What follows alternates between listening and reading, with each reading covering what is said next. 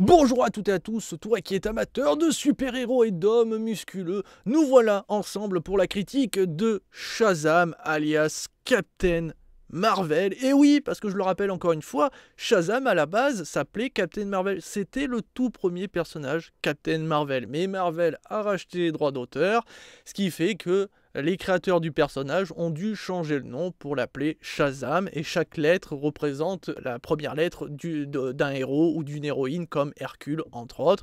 Voilà, mais je trouve Shazam, comme nom, excellent. Je trouve ça assez classe. Ça peut faire un peu débile, mais moi j'aime bien. Le fait est qu'il leur Shazam et qu'il se transforme et tout, c'est classe. Le film, qu'est-ce que j'en pense ? Puisque ça va être une critique avec spoiler, donc je préfère vous dire d'avance, pour moi c'est un très mauvais film, à la sauce Marvel. On est dans quelque chose de très soft, que ce soit au niveau de l'histoire, que ce soit au niveau des clichés, que ce soit au niveau des personnages.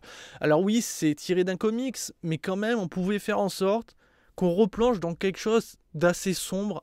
Parce que d'ici, quand ils vont dans le sombre, ça marche du feu de Dieu. Je vais prendre l'exemple de la série Les Teen Titans, qui est sortie il n'y a pas très longtemps. Alors même s'il y a des problèmes au niveau des acteurs choisis pour incarner certains personnages, globalement la série est assez dark, c'est assez sombre, il y a du sang, on voit Robin péter des gueules et tout. C'est une tuerie. Alors pourquoi ne pas avoir fait la même chose avec Shazam ? Ça aurait très très bien marché. Et justement, ça n'aurait pas empêché le côté un peu loufoque et débile de Shazam, mais tout en montrant que l'univers est sombre, que Superman il se salit les mains, Batman aussi qui va péter des gueules, et quand il y a des créatures diaboliques qui tuent des êtres humains, il y a du sang. Alors que là, tu vois quand même une créature bouffer la tête d'un mec, t'as pas une goutte de sang. Non, ça je peux pas l'accepter, et c'est fort dommage parce que ça aurait donné une patte et une esthétique en plus à cet univers, et ce qui aurait fait que le personnage aurait été bien plus touchant de Shazam, alors que là ça marche moyennement. Enfin bon, je ne vous invite très clairement pas à aller le voir, mais si vous continuez, n'oubliez pas que cette critique sera avec beaucoup de spoil, parce que en fait les éléments que je vais utiliser pour faire ma critique vont spoiler un petit peu l'histoire, donc pour ça je préfère faire avec spoiler.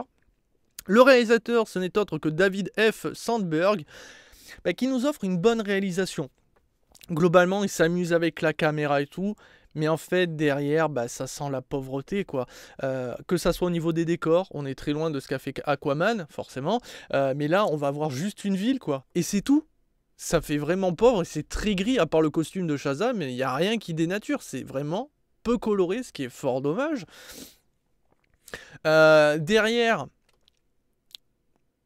Derrière, on va avoir le problème de chorégraphie. Je veux dire, Shazam, le mec, il a la puissance équivalente à Superman. Donc quand il met des nions, ça se ressent, même s'il ne maîtrise pas encore ses pouvoirs. Mais j'aurais aimé un peu plus de combat, bien plus explosif. Là, franchement, mais c'est mou, il se passe rien devant nos yeux. Même Aquaman s'en sort largement mieux.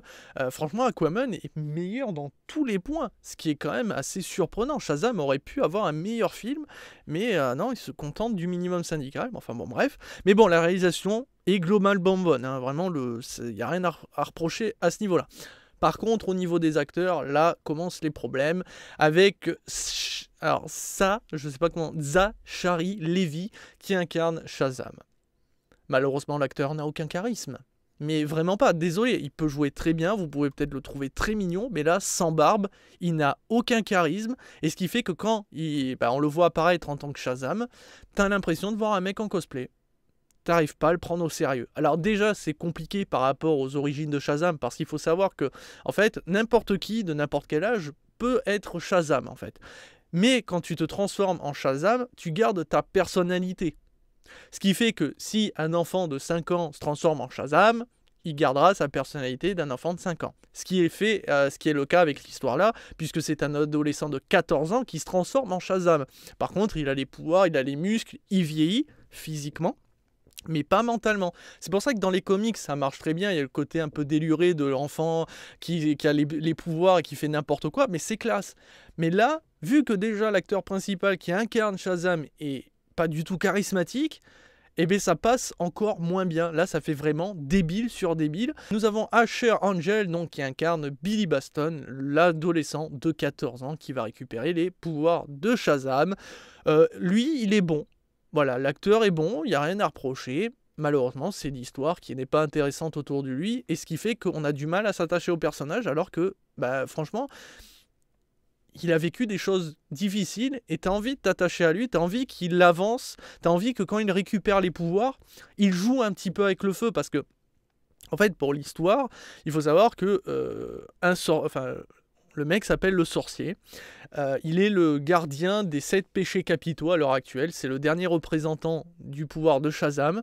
Malheureusement, son pouvoir est en train de diminuer. Il ne pourra plus longtemps garder en captivité les 7 péchés capitaux. Et il essaye de trouver quelqu'un qui puisse reprendre le flambeau. Alors, il a essayé d'abord avec la personne, enfin nous, on va voir avec la personne de Thaddeus Sivana. Mais comme il était très jeune, il a très vite succombé au mal. Donc, il ne lui a pas confié ses pouvoirs. Ce qui va créer de la frustration à Thaddeus, qui va passer toute sa vie à retrouver cette porte pour aller récupérer ce qui lui est dû, donc le pouvoir. Sauf qu'en fait, il va être manipulé par les 7 péchés capitaux qui ont réussi un petit peu à se libérer et à le manipuler pour qu'ils viennent les libérer en gros, et lui confier aussi au passage leur pouvoir. Mais le sorcier ne se laisse pas faire, et donc pendant des années, il recherche quelqu'un. Il va passer des femmes, des enfants, des vieux, tout ça, tout le monde. Mais il ne trouve pas la bonne personne parce qu'à chaque fois, il succombe au mal. Et malheureusement, Thaddeus va retrouver le sorcier. Il va récupérer les 7 péchés capitaux, le pouvoir, et se barrer. C'est pour ça que, à un moment, Billy Batson va tomber dans ce lieu, rencontrer le sorcier, il va rien comprendre ce qui lui arrive, et là le sorcier, il n'a plus le choix, il n'a plus la force de tenir, donc il va quand même lui confier son pouvoir, sans savoir s'il peut succomber au mal, ou s'il est vraiment avec le cœur pur comme il dit.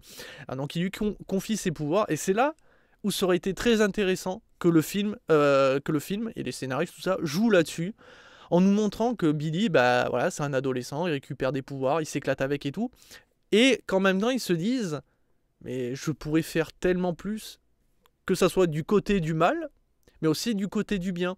Et de le voir frôler le mal, ou même carrément l'épouser pendant le film, aurait été très intéressant pour qu'après, derrière, au climax final, t'as ses frères et sœurs qui viennent lui montrer que ce qu'il fait, c'est mal, alors qu'il pourrait utiliser ses pouvoirs pour faire le bien, comme Superman, tous les autres super-héros, et qui pourrait être quelqu'un de bien.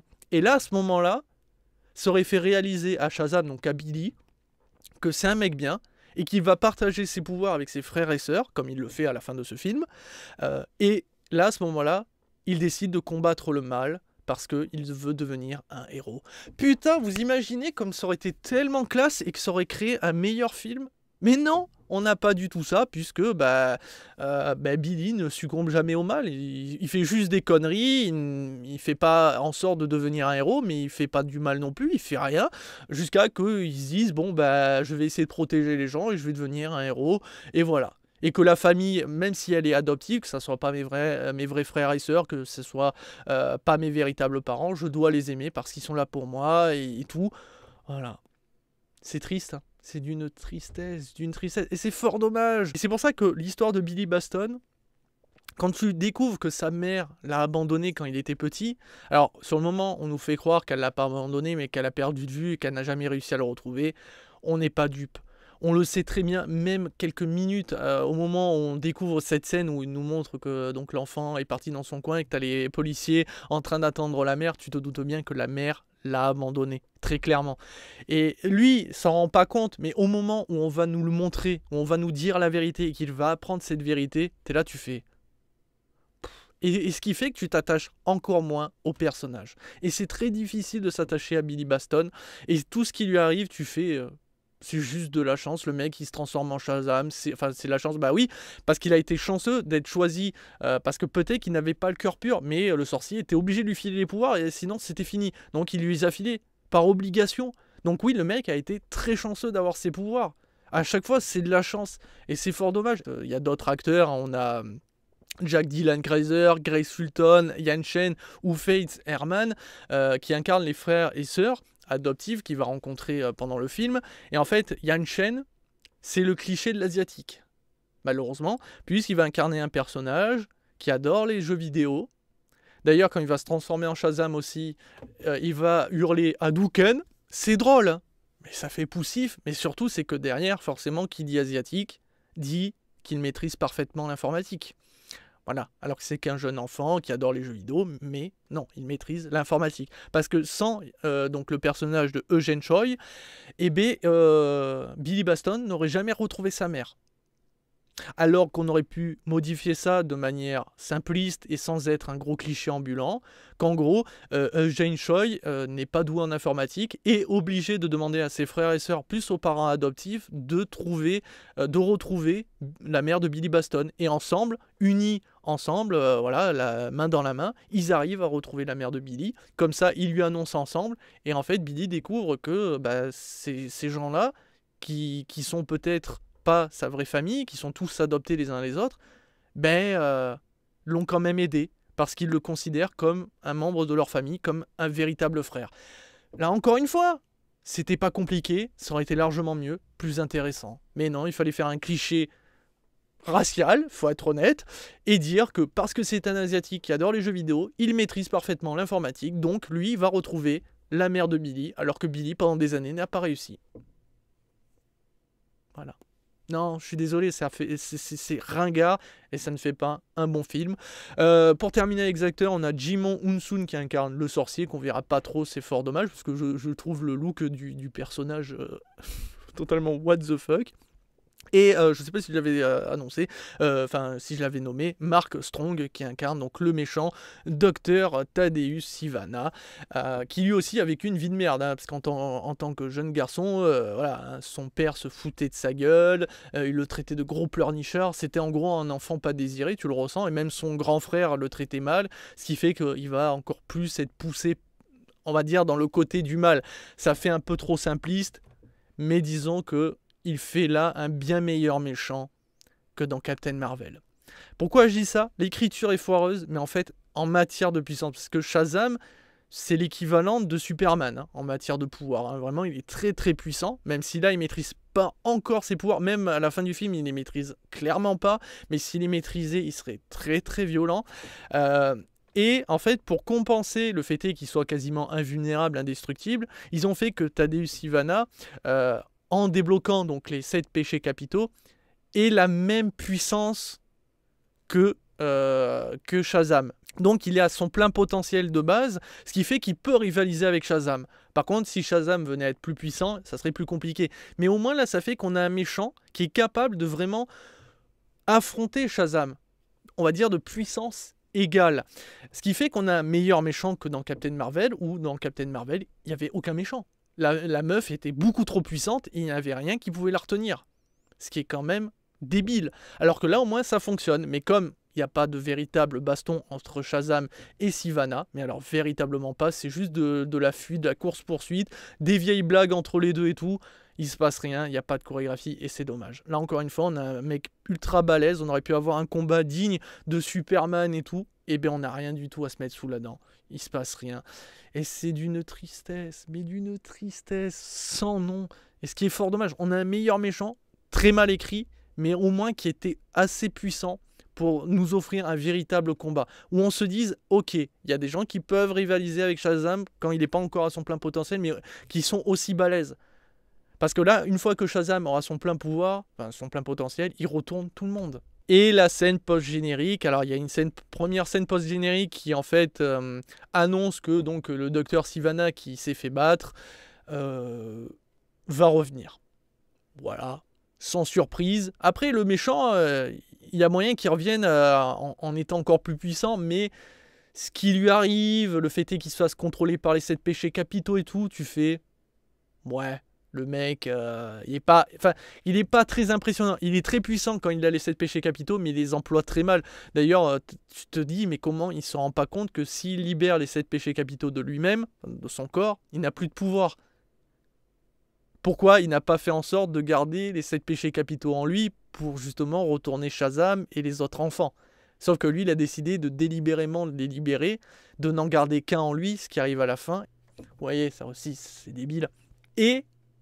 derrière la toute dernière scène post-générique, donc à la fin, où on voit les crédits, où on voit le nom des chansons et tout, la scène, c'est juste Shazam qui essaie de parler au poisson pour voir s'il a le pouvoir l'un des pouvoirs d'Aquaman. Donc en gros, il se moque d'Aquaman littéralement et c'est tout. Après, c'est drôle, hein, mais ça sert à rien. Voilà. Et en parlant de drôle, le film en version française passe très mal parce qu'il y a beaucoup de blagues qui pourraient qu'on ne comprend pas forcément, alors qu'en version originale, on les comprendrait largement mieux. L'humour, on est digne d'un film Marvel. Parce que le personnage est comme ça pourrait fonctionner, mais comme j'ai dit, l'écriture fait que ça passe très très mal, même les touches d'humour. Il y en a certaines qui fonctionnent, mais ça crée parfois plus de malaise qu'on s'exclame de rire, etc. C'est dommage. Et pour terminer, vite fait, les 7 péchés capitaux, grosse déception. Je veux dire, on a les 7 péchés capitaux, ils représentent donc un des péchés. Pourquoi ? Esthétiquement, ils ne le représentent clairement pas. Là, c'est des gros démons dégueulasses, avec très souvent la langue qui pendouille, et c'est tout. Visuellement, c'est raté, je trouve. Et puis en plus, il y avait moyen de jouer là-dessus, je veux dire, montrer les 7 péchés capitaux, en mode démon et tout, dégueulasse, vraiment dégueulasse, avec de la chair qui pourrit et tout, et derrière prendre par exemple forme humaine et tout, en montrant le péché qu'il représente, histoire qu'on sache plus ou moins visuellement quel est le péché que Shazam est en train d'affronter et tout. Parce que Shazam, il est en train de dire à la fin du film, ah mais c'est facile de les reconnaître et tout. Personnellement, je n'en ai reconnu aucun. Et pourtant, ils sont assez mastoc, mais même là, ridicule. Ridicule et c'est dommage. Franchement, Shazam avait du potentiel. DC aurait pu partir dans quelque chose de très sombre, aurait pu nous proposer une histoire bien mieux écrite, mais ils se sont contentés du minimum syndical. Ils se sont dit, bah tiens, on va balancer Shazam. De toute façon, on n'a plus rien à mettre sous la dent parce que à chaque fois qu'on sort un film, c'est plus ou moins un flop, hormis Aquaman qui a vraiment bien marché. Il le méritait parce que visuellement et tout, c'était une tuerie. Mais là, franchement, Shazam, il va passer à la trappe. C'est un personnage qui méritait, je pense, largement plus. Il aurait pu être beaucoup plus sympathique à regarder à l'écran. Mais je vous inviterai directement d'aller regarder les comics. Je pense qu'ils seront largement plus intéressants.